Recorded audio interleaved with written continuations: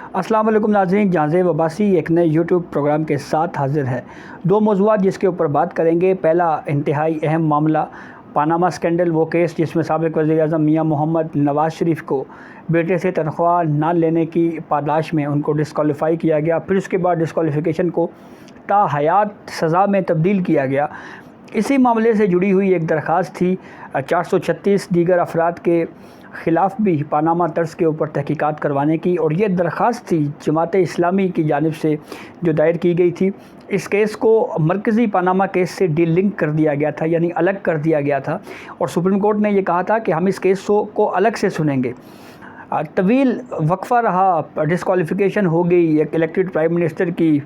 References चलते रहे नैब courts में, लेकिन फिर बहुत एक तवील वक्फ़े के बाद दोबारा जस्टिस सरदार तारिक मसूद की सरबराही में बेंच ने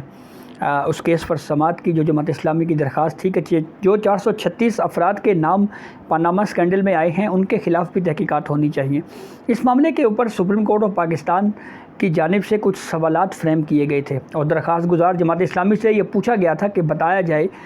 कि इन सवालात का पहले जवाब दें और फिर उसके बाद केस प्रोसीडिंग को आगे चलाया जाएगा। तो अब जमात इस्लामी की तरफ से जो तहरीरी जवाब सुप्रीम कोर्ट में जमा करवाया है, उस जवाब में जमात इस्लामी ने भी इस बात को एडमिट किया है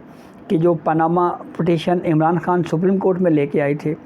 वो सिर्फ़ नवाज़ शरीफ और उसके अहल खाना को निशाना बनाने के लिए और डिस्क्वालीफाई करने के लिए नवाज़ शरीफ के लिए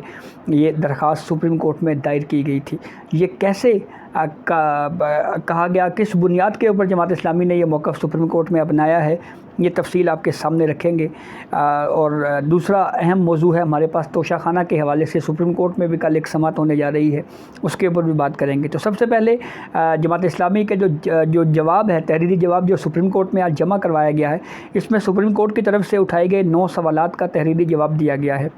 जो सबसे बुनियादी और अहम सवाल सुप्रीम कोर्ट की तरफ से उठाया गया था वो ये था कि वो कौन से ऐसे हालात थे, यानी किन वजूहात के सबब, किन हालात के सबब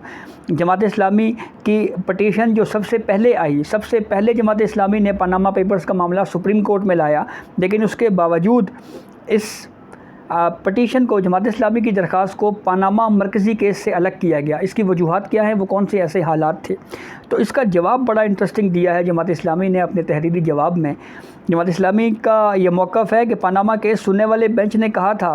कि अगर जमात इस्लामी का केस सुना गया तो इस फ़ैसले में कई साल लग जाएंगे, और पनामा केस सुनने वाले बेंच ने कहा हम पहले नवाज़ शरीफ को केस सुनेंगे, और पनामा केस सुनने वाले बेंच की असल तवज्जो उस वक्त के वज़ीर-ए-आज़म मियां मोहम्मद नवाज़ शरीफ के केस के ऊपर थी।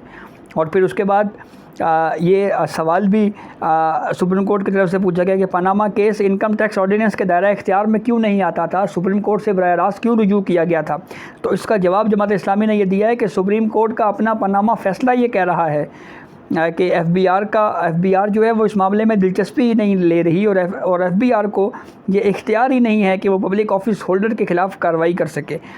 फिर उसके बाद जमात इस्लामी ने सुप्रीम कोर्ट में यह मौक़िफ़ भी इख्तियार किया है कि जिस तरह नवाज़ शरीफ के ख़िलाफ़ आइनी हाथों से निपटा गया पनामा फ़ैसले का इतलाक़, उसी तरह पनामा फ़हरिस्त में शामिल उन 436 अफराद के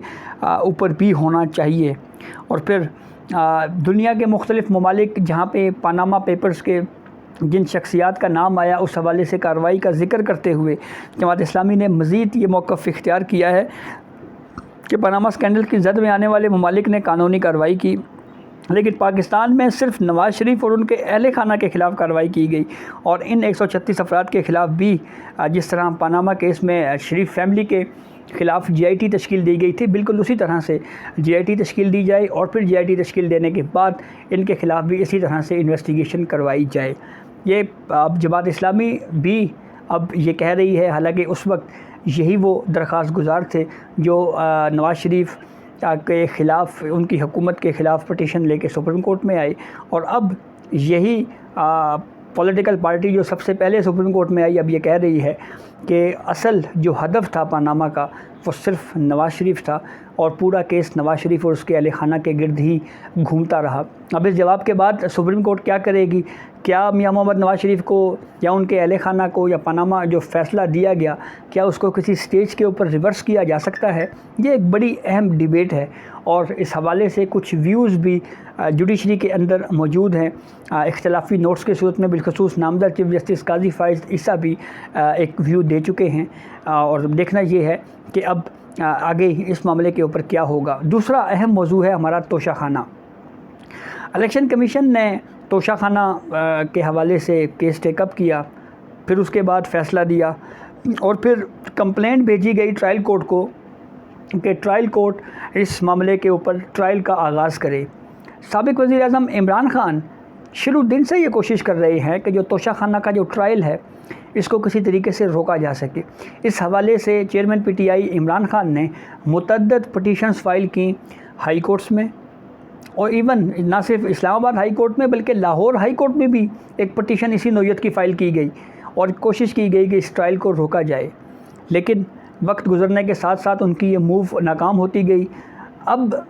इस वक्त सूरत हाल ये है कि रोज़ाना की बुनियाद के ऊपर तोशाखाना में इमरान खान के ख़िलाफ़ ट्रायल चल रहा है, गवाहान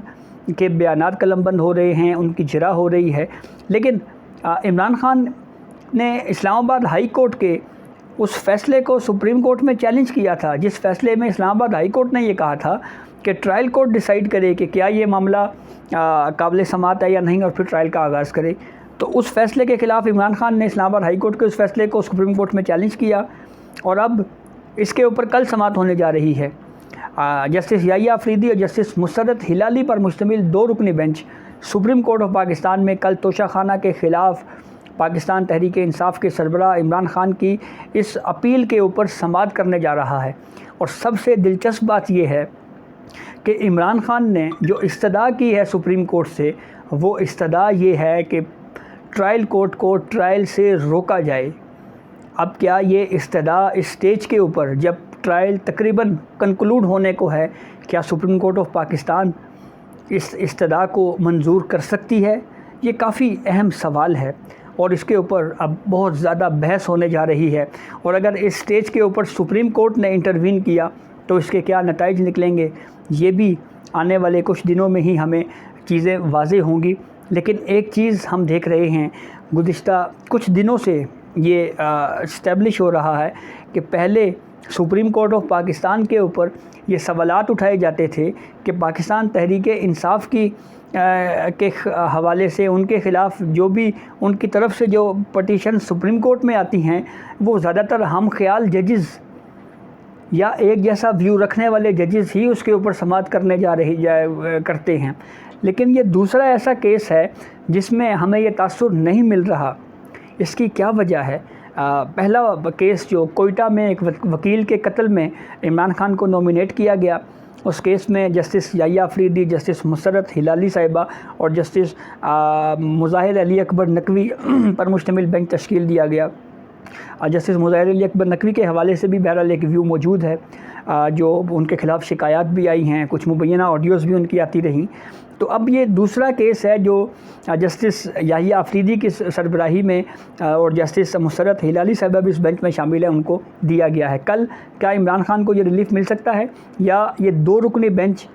कोई रिलीफ़ इमरान खान को नहीं दे सकता? ये मामला काफ़ी अहमियत का हामिल होता जा रहा है, बिल्कुल ऐसे वक्त में जब ट्रायल कोर्ट तोशाखाना केस की कार्रवाई जो है वो तकरीबन कंक्लूड करने के करीब पहुंच चुकी है। तो लेट्स सी, देखें सुबह क्या होता है। तो ये अब तक की अपडेट थी जिससे हमने आपको आगाह किया। बहुत शुक्रिया।